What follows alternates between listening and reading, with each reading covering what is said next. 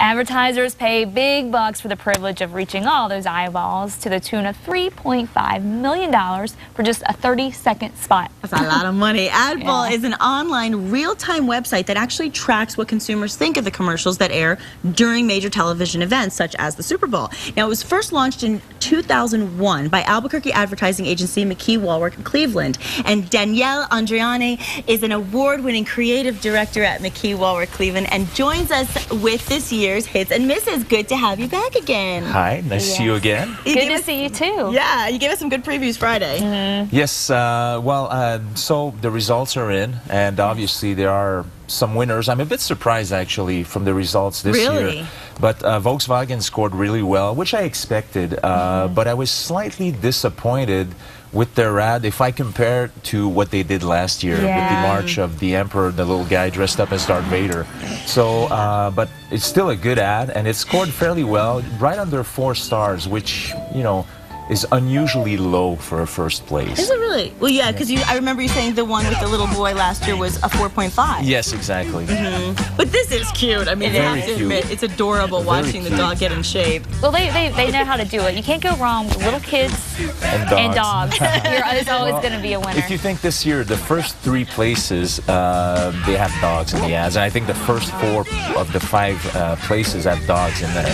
So I guess it's a revenge of the dogs on TV versus the cats on YouTube. That's funny. You know, so I'm going to start making ads with dogs. But Kristen's right, kids too. There are a lot of good ones with kids. Well, it comes down to, I mean, kids, dogs, birds. If the story is good, usually that does well. But in this case, it really feels like dogs are a big thing this year. Now, which one was this one? This is the Doritos one, and it finished second. And really? Yes.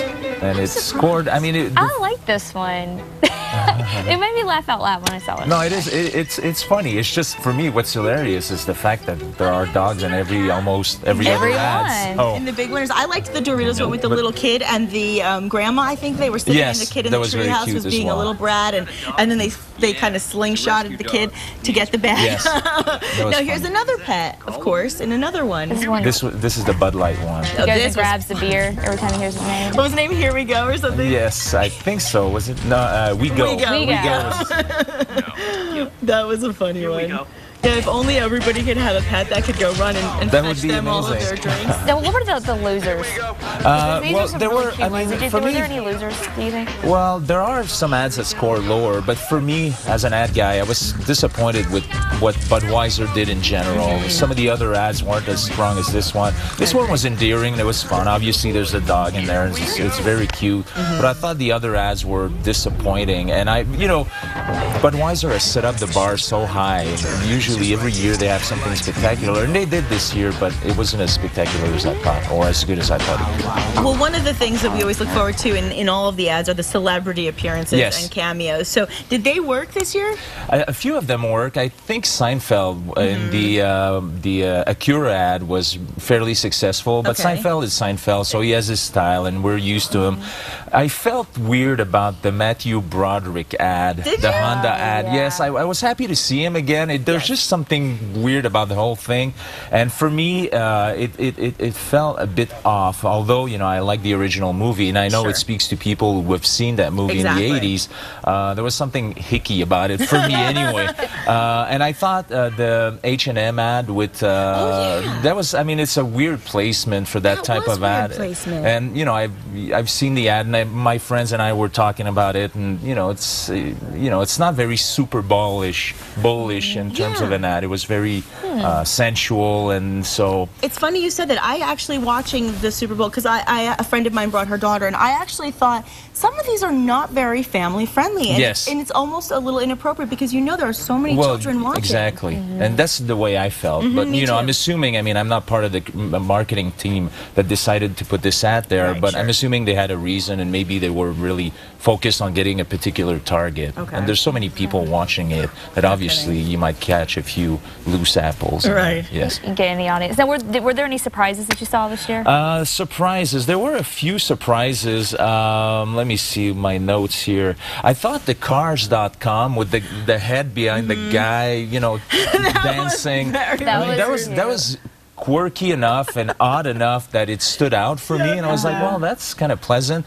And you know, it was silly in a good way. I thought it was really appropriate for that Did you type like that of. one, Kristen? Yeah, I thought. Yeah, I mean, it was odd, cute. but you know, it cute, stood out. I was like, oh, that's kind of weird and funny. Yeah. I thought the Clint Eastwood's appearance in the Chrysler ad was really inspired. Very much. Although, again, compared to the M&M ad of last year, that one's more powerful. That was so powerful that this year, this one fell a bit short. But I was surprised to see Clint Eastwood in there, and I was happy. He's so intense. Yes, very intense. What did you think of the X Factor, Melanie Amaro?